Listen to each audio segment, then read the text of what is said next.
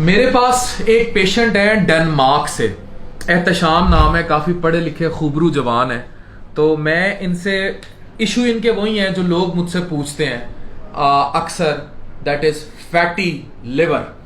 Fatty liver Pakistan का इतना बड़ा मसला है या पाकिस्तानियों का इतना बड़ा मसला है कि हेपेटाइटिस बी और सी के बाद जो चीज़ सबसे ज़्यादा डैमेज कर रही है लिवर को, दैट इज फैटी लिवर की डिजीज, जिस पे बड़ी रिसर्च हो चुकी है और अब इसको मैफल्ड के नाम से भी पुकारा जा रहा है, लेकिन actually it is NAFLD, non alcoholic fatty liver disease, जो कि आपको जो चेंजेस लेकर आती है वो नैश की आ जाती है, जिसमें नॉन अल्कोहलिक स्टीटोहेपेटाइटिस की चेंजेस ले आती है लिवर में। और ये वही चेंजेस होती हैं जैसे एक बंदा शराब पीता है तो जो लिवर को डैमेज होता है शराब से, वही फैट से होने लग जाता है और पेशेंट अल्टीमेटली ट्रांसप्लांट में भी फॉल करता है। ये बड़ी कॉमन अलामात है उन लोगों में जिनको साथ को एग्जिस्टेंट शुगर, ब्लड प्रेशर या और मसले हों। यहाँ मैं आपको हैरान कुन तौर पर बताऊं कि लोगों को इसके साथ जो मेरे साथ प्रेजेंट करते हैं बड़े कॉमन मसले मैदे के भी हैं, इनको हाजमे के इश्यूज होते हैं, डिस्पेप्सिया के होते हैं। यही अलामात थी जो एहतशाम साहब को डेनमार्क से मेरे पास ले आई। एहतशाम साहब ये बताएं आपको अलामात क्या होती हैं? सबसे पहले तो ये है कि मेरी भूख काफ़ी कम हो गई है और डाइजेशन में बहुत ज़्यादा प्रॉब्लम्स हैं, एसिड रिफ्लक्स बहुत ज़्यादा है और हिएटल हर्निया भी है। और इससे पहले जैसे मैंने आपको बताया कि मेरा ऑपरेशन हुआ था गॉल ब्लैडर का, तो स्पेशली उसके बाद से मुझे जो है ना ये डाइजेशन में बहुत ज़्यादा, मुझे शुरू में तो ये लग रहा था कि जैसे मेरे स्टमक को प्रॉब्लम है, लेकिन एंडोस्कोपी जब भी होती है वो बिल्कुल इसका रिजल्ट ठीक आता है और स्टमक के हवाले से जो ब्लड टेस्ट होते हैं वो भी इसका रिजल्ट ठीक आता है, कोई ऐसा मसला नहीं होता।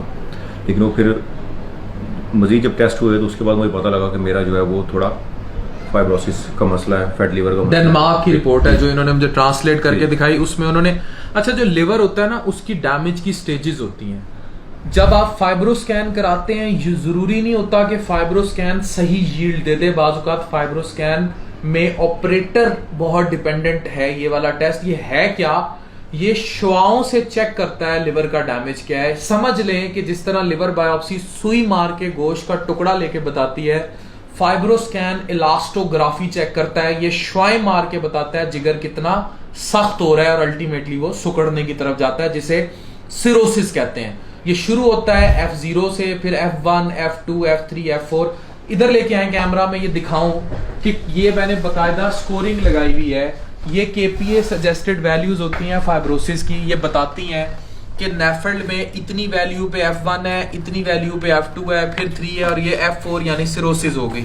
इस तरह करके हर किसी की ये KPA वैल्यूज हैं। अमूमी तौर पर याद रखें कि अगर 10-12 से ऊपर हो तो चीजें काफी डैमेज की तरफ चली जाती हैं।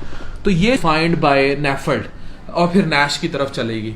तो इनकी जो डेनमार्क की एक रिपोर्ट थी उसमें फाइब्रोसिस थी, लेकिन क्योंकि ऑपरेटर डिपेंडेंट है, अब डेनमार्क वाले भी कोई आसमान से तो नहीं उतरे हुए, तो हम फाइब्रोस्कैन इनका जरूर करा के देखेंगे, साथ फिर हम इनको अल्ट्रासाउंड और बाकी टेस्टों से कोरिलेट करते हैं।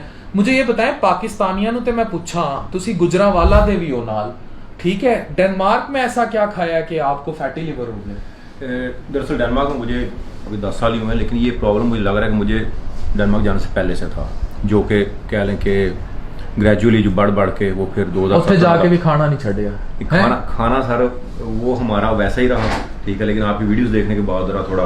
कितना वजन कम किया? अभी आपका वजन 102 किलो है।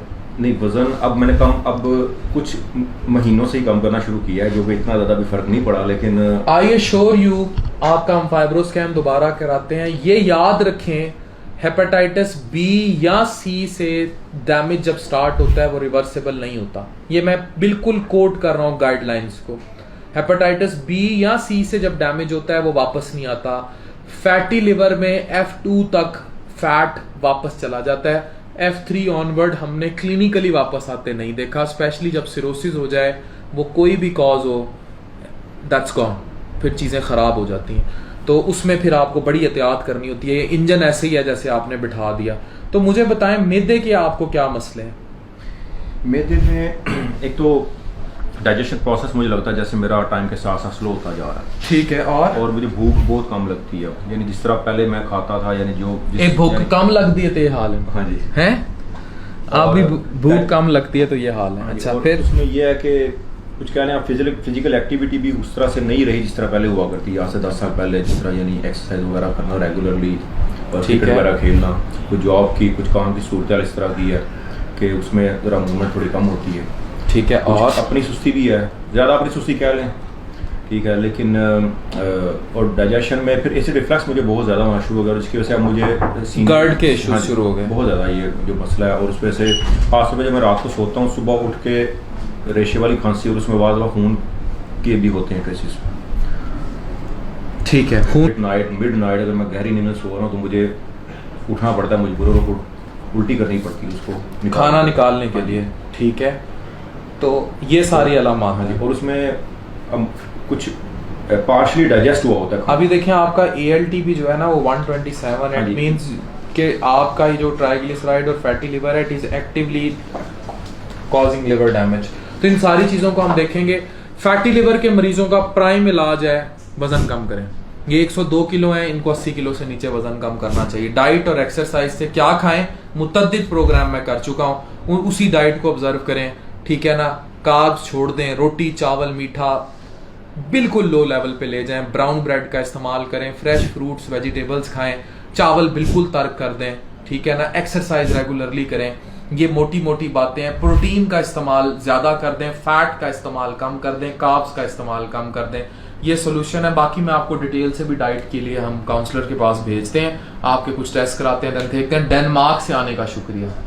Doctor Afan Qaiser with all love signing of.